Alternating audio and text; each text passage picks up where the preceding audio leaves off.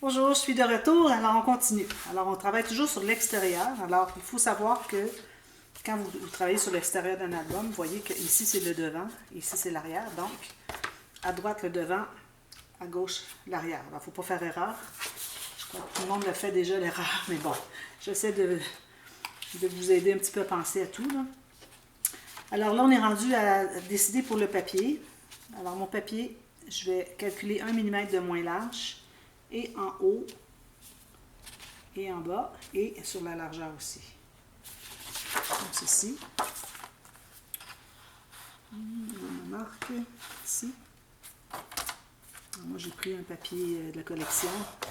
Mais si vous avez des papiers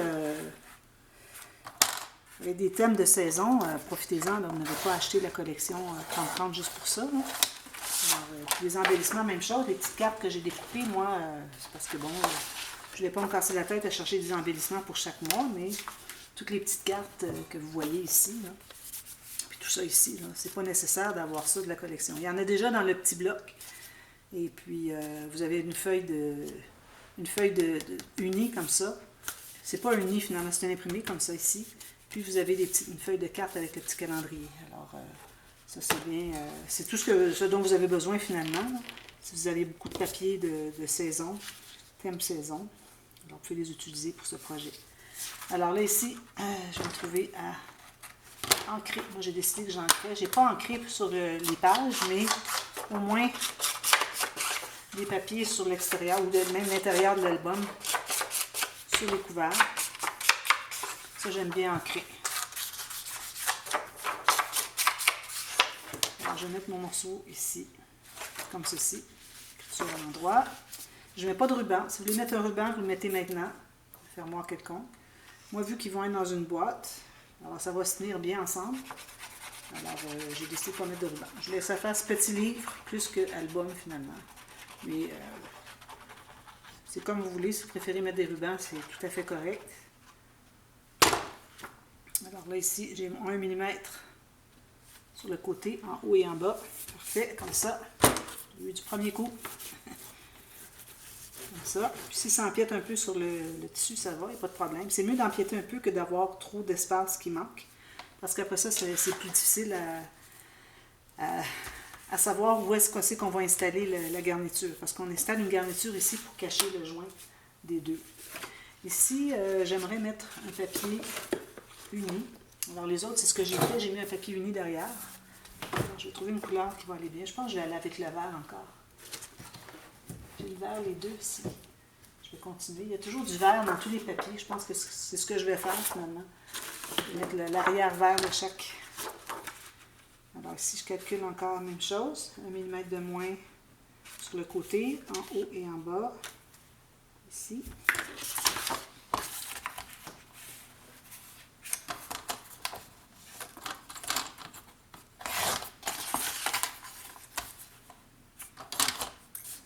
Ça, essayez de vraiment pas être trop petit.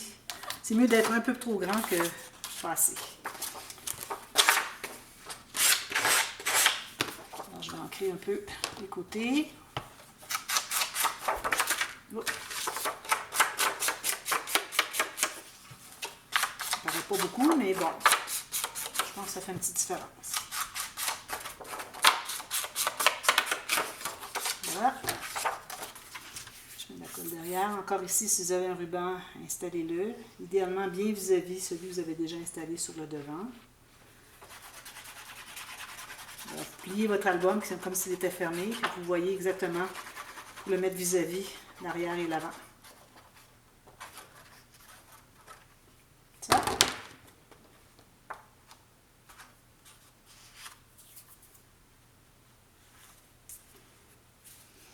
Si j'ai peut-être un petit peu grand. Je dépasse à peine un demi-millimètre. Ça va aller.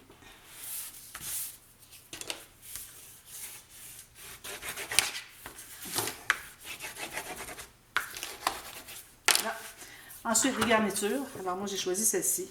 Alors ça me prend 2 longueurs. J'en ai suffisamment long. 2 longueurs.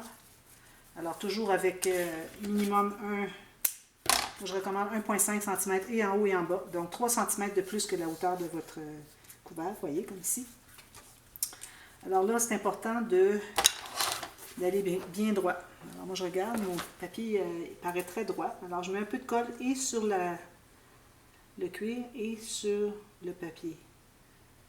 Attention, si vous travaillez avec du cuir, il ne faut pas trop dépasser la colle parce que c'est difficile à enlever si ça dépasse un peu. Alors, j'ai choisi ce joli ruban, comme ceci. Alors, je le pose temporairement et puis là, je vais voir si c'est droit. Alors ici, je vois que je suis un petit peu plus bas. Je vais le lever ici. Comme ceci. Parfait. Même chose de l'autre côté. Excusez, ma colle est loin. La bouteille commence à être vide. Alors, un peu sur le tissu pour que ça colle bien et ça joigne les deux. Ça. Alors, je le place temporairement comme ceci. Je vais voir si c'est bien droit. Si on peut avoir la même distance avec du côté, les deux, et le devant et l'arrière, c'est l'idéal. Mais si vous n'avez pas exactement la même chose, c'est pas dramatique. Alors, parfait. Ensuite, on va coller à l'intérieur. J'utilise la colle à cuir, c'est-à-dire la colle à tissu. 3 dans 1. Je trouve que c'est la colle idéale.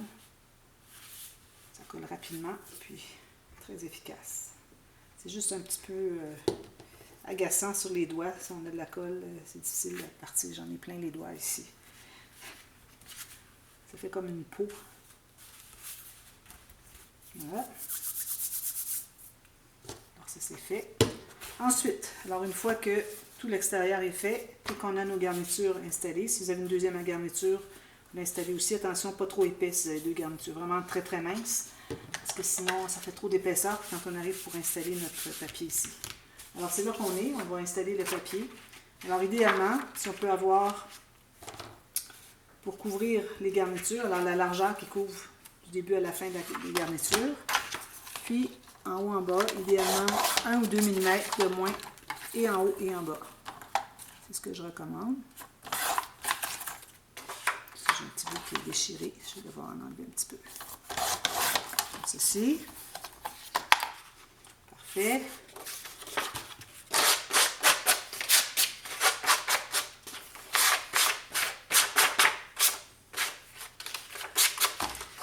Je taille la hauteur comme ceci, 1,5 maximum. 2, je trouve c'est beaucoup. Alors, comme vous voulez. Alors là, je mets, là où j'ai du papier carton ici, je mets de la colle à papier. Si vous avez une colle qui fait et pour le papier et pour le tissu, c'est l'idéal. Alors ici, je mets beaucoup de colle. On n'en met jamais suffisamment. Alors, mettez-en beaucoup. Puis, vous allez en mettre aussi sur chaque côté des cartonnettes pour s'assurer que ça colle bien, que ça fasse un beau pli à l'intérieur quand on va le plier tout à l'heure. Puis ensuite, on a la colle à tissu pour où est-ce qu'il y a du tissu.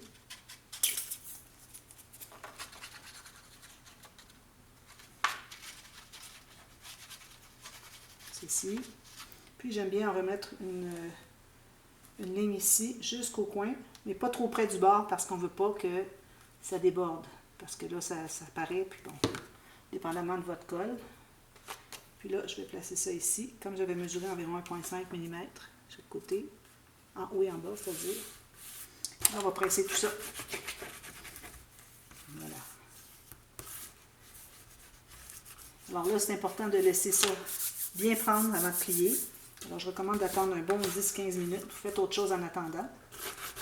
Alors, moi, ici, ce que je vais faire, c'est que, pour accélérer un peu, alors, avant de plier, mais je veux quand même trouver le pli où est-ce qu'il va être. Alors, pour savoir quelle est la largeur de ma cartonnette, de ma couverture, pour que je puisse calculer la largeur de mes pochettes. Alors, j'utilise des chutes que j'avais après avoir coupé tous mes papiers, les papiers des pages avec tous les pochettes, etc. Alors, j'ai décidé de faire une pochette de cette hauteur-là. C'est aléatoire comme vous voulez. Alors, vous allez calculer environ 1 mm avant d'arriver sur le côté. Alors, vous laissez 1 mm de bleu qu'on va voir. Alors, un petit peu plus à l'intérieur. Même chose ici. Je ne vois pas ma marque. Comme ceci. Et puis ici, à l'intérieur aussi, un autre millimètre. Vous laissez une bande de collage chaque côté. J'en fais deux parce que j'ai deux pochettes, une en avant, une en arrière. Je vais faire mes lignes de couleur avec ma planche à rainure. Ici, je vais avoir 3/4. Ici, 7, 3, 8. Alors, où que ça donne, vous faites la même chose sur les deux. Ensuite, on va biseauter à partir du pli jusqu'au coin. Un petit biseau, pas trop prononcé, juste suffisamment comme ça. Sur les deux, juste un côté, mais sur les deux pochettes. Je vais effacer mes marques. Je plie comme ceci. Allons-y ici pour aider à plier. Je ne fais pas la deuxième. Alors ici, en bas, ça va être là où est-ce qu'on a biseauté. C'est pour pas qu'on voit le côté de la bande de collage sur le côté ici. On veut la cacher. Alors c'est pour ça qu'on en enlève un petit peu. En haut, j'en ai pas enlevé parce que je vais mettre un papier uni qui va venir entrer à l'intérieur. Donc on va se trouver à cacher les coins de la bande de collage. Donc c'est pas nécessaire de biseauter. Si vous voulez biseauter, c'est pas un problème. Mais bon. Comme ça. Alors suffisamment partout. Et puis là, je vais l'installer à peu près vis-à-vis le papier que j'ai mis au centre ici. Et puis, ça va donner à environ 1,5 mm de distance sur le côté ici et sur le pli ici. Alors, puis moi, je vous recommande d'attendre d'avoir plié. Alors, attendre que ça soit bien séché, bien pris avant de commencer à faire comme j'ai fait, juste les petites marques. Alors, laissez sécher 15 minutes. Ensuite, vous allez faire le pli comme je vais faire dans quelques minutes. Mais faites tout ça avant de calculer votre pochette. Moi, c'est ce que je vous recommande. Pour pas que votre pochette soit ni trop courte, ni trop large. Surtout pas trop large. Parce que si c'est trop large, bien là, ça ne pliera pas. Il faut laisser un jeu ici. Alors, bon, ici, je suis en train de plier, puis je ne devrais pas. Alors là, une fois que vous pensez que c'est assez bien collé, là, vous allez lever un peu, vous allez voir que le pli se fait. Alors, vous allez, avec votre outil, pas trop pointu. Alors, même si le bout est rond, moi, je ne recommande pas parce que ça peut quand même déchirer. Il y a un espace dessous. Il ne faut pas oublier que ça peut passer au travers. Ça m'est arrivé, c'est arrivé à tout le monde. Alors, moi, je recommande vraiment un 3 ou 4 mm ici d'épaisseur. C'est ça que je vais utiliser pour plier. Alors, on fait deux plis, comme ceci. Puis, ça plie bien comme ça. C'est important d'avoir laissé suffisamment d'espace entre vos cartonnettes pour que quand vous pliez, que ça ne craque pas. Et pas trop large pour que quand vous pliez, que ça veuille tomber comme ça, parce que c'est trop large, c'est trop mou. Alors c'est pour ça qu'il faut pratiquer, il faut faire des tests avec des petites chutes, cartonnettes, tout ça. Vous faites un mini album couvert finalement, avec les matériaux que vous voulez utiliser pour vous assurer que ça fonctionne bien, puis que ça ne va ni craquer à l'extérieur, surtout si vous avez du papier au centre, qui fait que vous allez voir les coins. Moi, avec le tissu, si jamais ça avait craqué, ça n'aurait pas été dramatique parce que c'est caché avec le tissu. Et puis, en plus, c'est solide à cause du tissu. Alors, même si c'est craqué, ça va tout se tenir. Mais si vous travaillez avec du papier que vous voulez mettre ici, à ce moment-là, c'est important de ne pas faire trop petit pour pas que ça craque. Alors, c'est important de calculer le bon espace entre les cartonnettes. Alors, je vais faire mon autre pochette ici. Je vais trouver un papier pour mater ici. Alors, toujours avec le 1 mm tout le tour qu'on voit le papier de fond. Ensuite, un papier. Alors, un papier, supposons que ce serait un papier comme ceci. Là, lui, il n'est pas assez long. Mais bon, suffisamment long pour que ça entre environ 1 cm minimum à l'intérieur. Puis, vous calculez pour que ça entre à l'intérieur de la pochette ici. Vous coupez, avoir assez de longueur. Puis ensuite, vous allez le coller. Vous arrivez à 1 à 1,5 mm. Idéalement, peut-être le long du papier qui est ici. Et puis, que ça entre 1 cm ici. Puis, vous l'entrez dans votre pochette. Alors, moi, je reviens avec tout ça terminé. Puis ensuite, on va travailler sur le système de reliure. Alors, je reviens demain avec ça. C'est suffisant pour aujourd'hui. Alors, à demain. Merci. Bye bye.